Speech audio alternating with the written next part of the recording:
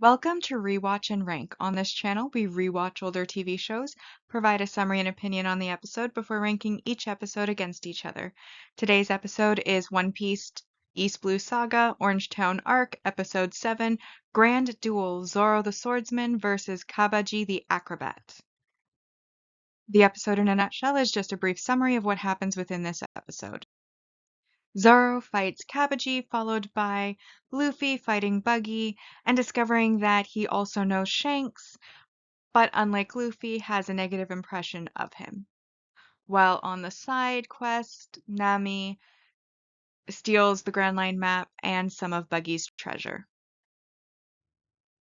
So once we've rewatched the episode, I rank the episode against the other episodes on two lists, or rather in two ways. The mostly objective list, which is absent emotion, and then the personal ranking, which is entirely the emotional response to the episode. So as always, we'll start with the mostly objective ranking list, and the mostly objective rank values that I feel apply to this episode are highlighted on the chart. To start off with, we have the introduction of a multi-arc supporting character, which is Kabaji the Acrobat, who is a member of Buggy's crew, and in this episode is the one who fights Zoro, and that is worth 3 points. We then get the multi-arc main character growth from Luffy, which is the debut of two new attacks. One is the Gamu Gamu balloon, which he uses to bounce a buggy ball back at Buggy's crew, which basically takes out most of the crew apart from Kabaji, Buggy, and briefly Moji, though he's quickly attacked by friendly fire because Kabaji used Richie as a shield, and then Luffy kicks him into a wall and he's out for the episode. And then there's also an attack that he uses against Buggy, which is the Gamu Gamu Sickle attack. And this is worth 4 points. We then get the resolved battle, and that is Kabaji versus Zoro. The entire fight basically starts and ends within the first half of the episode, allowing the second half to be the beginning of Luffy and Buggy's fight. And resolved battles get a positive 2 points, which brings us up to 9 so far. Then the next positive that we have is the multi-arc supporting character development, and this, of course, is Buggy. We find out that Buggy knows Shanks, who is very important to Luffy. Obviously, he saved Luffy's life, gave Luffy his treasured hat, and when Buggy, during their fight, accidentally cuts the hat the first time, he realizes how important it is to Luffy, so then he targets the hat because Luffy's calling it his treasure. And then upon reaching it, he realizes that Luffy, well, he says that it reminds him of that red hair's hat, and then Luffy asks him if he knows Shanks. Buggy says he does, and that they served on the same ship together when they were pirates in training, and that there's some conflict that we are not yet aware of. That is something that Buggy absolutely cannot forgive. And this is giving us a little bit more insight into Buggy as a character, and that is worth 3 points as well, which brings us up to a total of 12 points for the episode so far.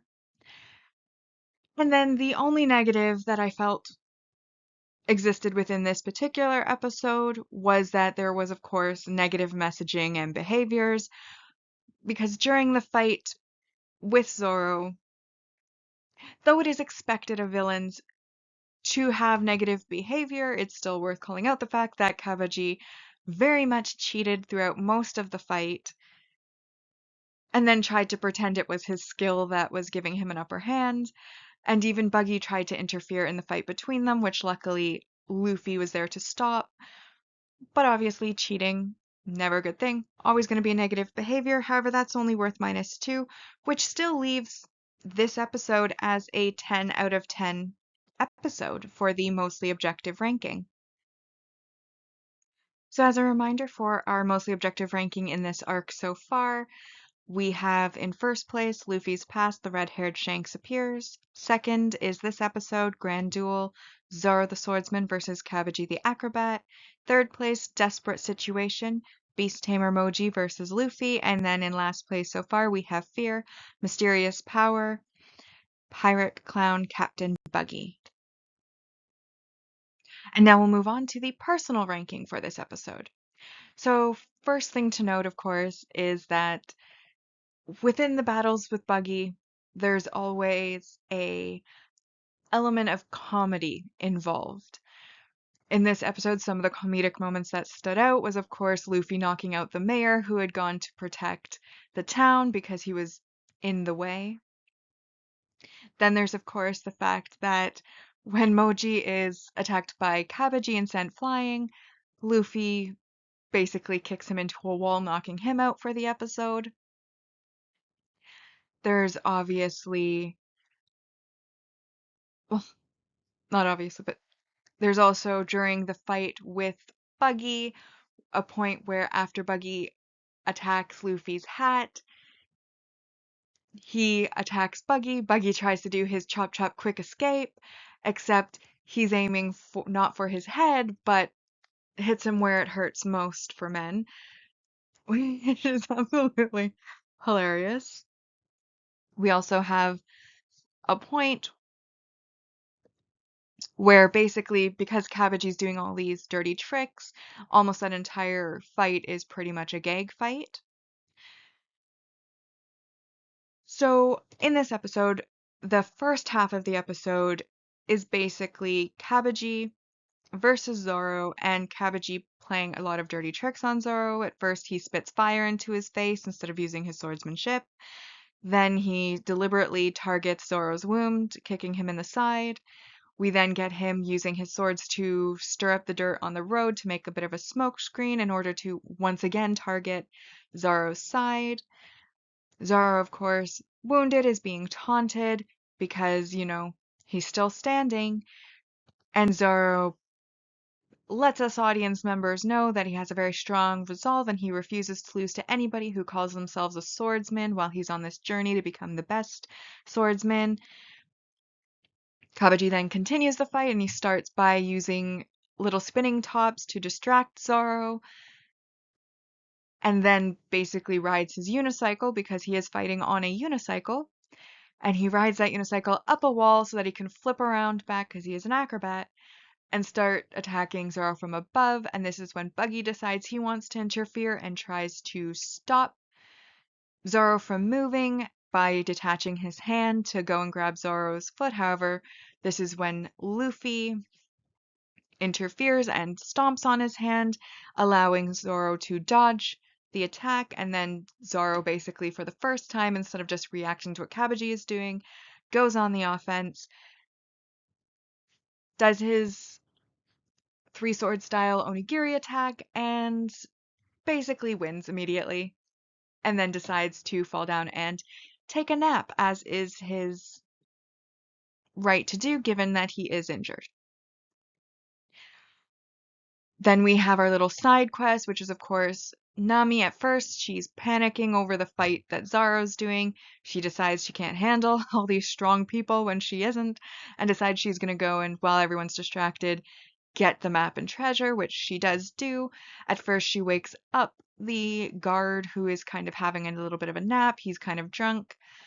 She uses the kind of honey pot bait to bring him into a vulnerable position, at which point she uses her staff to knock the guard out, gets the key from him, unlocks the chest with the map, and then of course bags up all the treasure, which we then see her starting to drag through the town. Luffy, at the start of the episode, is just kind of standing there watching Zoro's fight. You can kind of tell that they have a good rapport between each other because even though Nami's fighting and asking Luffy to interfere because of all the tricks, Luffy just stands back because he knows that's not what Zoro would want him to do.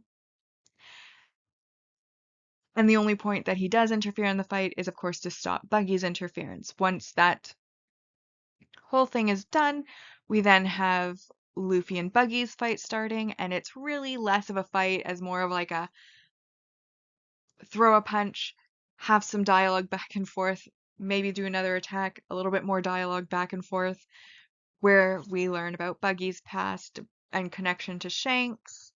And of course, Luffy wants to know where Shanks is, and Buggy says he's not going to tell him, but he does so basically trying to be clever, saying, "Oh, well, I might know or I might not know." And this is another one of those comedic moments where Luffy just kind of completely straight face goes, "Well, what is it? Do you know or not know? Are you stupid?" And of course, Buggy then freaks out that he's being called stupid, and he's like, "No, I'm just saying I'm not going to tell you for free." And they, of course, have their back and forth, and Luffy's hat is ripped apart by 3 knives. Not irreparably, as we know from the future, as he keeps the hat throughout the series, but at least for now, with Buggy taunting him. And of course, revealing he can't forgive Shanks, and that being the cliffhanger for the episode. Personally, I really liked this episode because of all of the comedy that is sprinkled in. And I have a very, very strong bias towards Buggy. He is one of my favorite characters of the entire series. I adore Buggy. I don't think he can do anything wrong. Even when he's doing things wrong, I'm like, but it's forgivable because it's Buggy. You know what I mean? I just really, really love the character. And I like that we're getting to know more about the character of Buggy, alongside all of the comedy that's sprinkled in. And so for myself, I ranked this episode as an 8 out of 10, which puts the personal ranking so far at, in first place, Luffy's past, the red-haired Shanks appears. Second place is Grand Duel, Zoro the Swordsman versus Cabbage the Acrobat, which is the current episode. Third is Fear, Mysterious Power, Pirate Clown Captain Buggy. And then fourth is Desperate Situation, Beast Tamer Moji versus Luffy, which, spoiler, probably will be the least favorite of this season because, like this little arc, because it doesn't really include Buggy very heavily. And that's probably going to put it into fifth place because the next episode, I know for a fact, we're going to be getting a lot of Buggy. Which brings us to our saga ranking. In the saga ranking, we are basically ranking each of the arcs within the saga against each other. So in this arc, we have 5 episodes, which means we get a total maximum score of out of 50 for the episode. With the mostly objective, it scored 10, so we're at 33 out of 50 so far. And then on the personal side, it scored an 8, which brings it to 28 out of 50 so far. And then lastly, we just have a reminder of the series ranking so far. Series ranking is, of course, going to be where we rank each of the sagas against each other, because I like to be precise with my rankings. And so far, because we only have one arc completed, just as a reminder, East Blue Saga so far has 9 out of 80 as its score on the mostly objective side, and 5 out of 80 on the personal side. It's out of 80 because there are 8 arcs total within the East Blue Saga. And with that, we have rewatched and ranked One Piece East Blue Saga Orange Town Arc Episode 7, Grand Duel, Zoro the Swordsman versus Cabbage the Acrobat. Like and subscribe if you'd like to, and I'll see you in the next episode.